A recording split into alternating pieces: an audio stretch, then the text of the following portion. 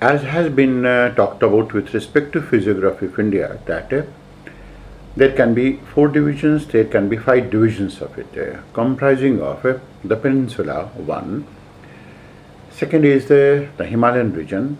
The third, obviously, the Gangetic region. The fourth, the coastal regions. The fifth can go on to be the islands. Islands are significant because every 2 or 3 years, 1 or 2 questions are asked from these islands. Islands are significant because there is an increasing emphasis by the government of India to develop these islands.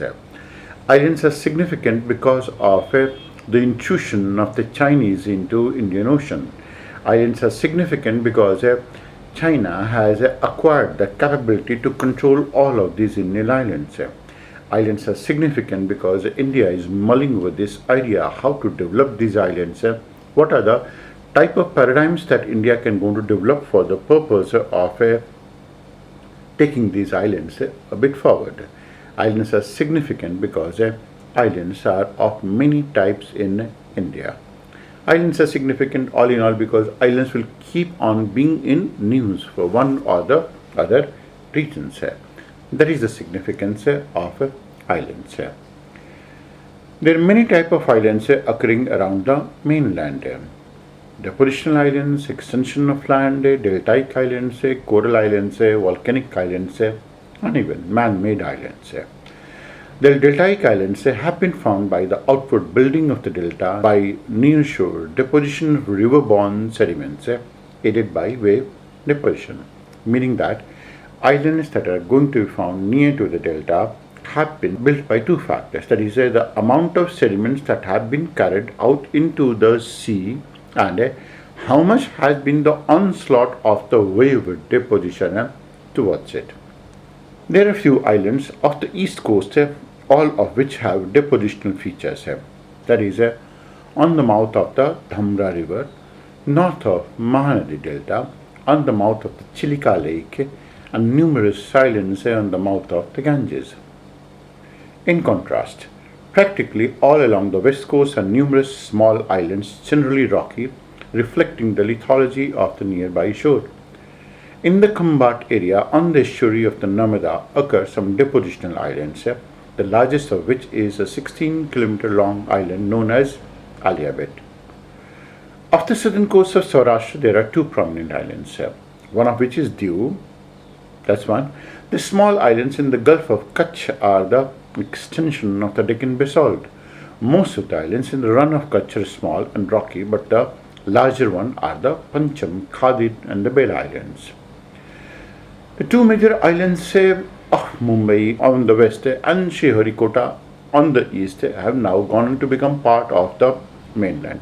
Mumbai had been an island. It was an island that was called as Salsette Islands. It was a group of islands.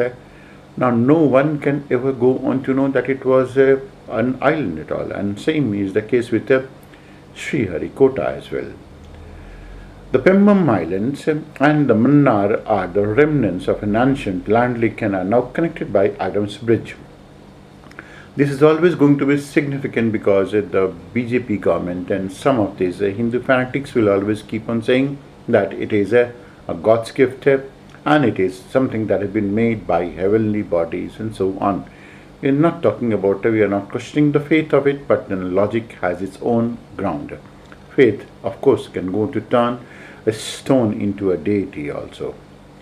The Andaman and Nicobar Islands are the submerged peaks of ridges continuous with the Arakan Yuma mountain ranges. A parallel chain of islands to the east of Andaman are almost entirely submerged except for the volcanic islands of Narkondam and Barren, which rise at pinnacles above.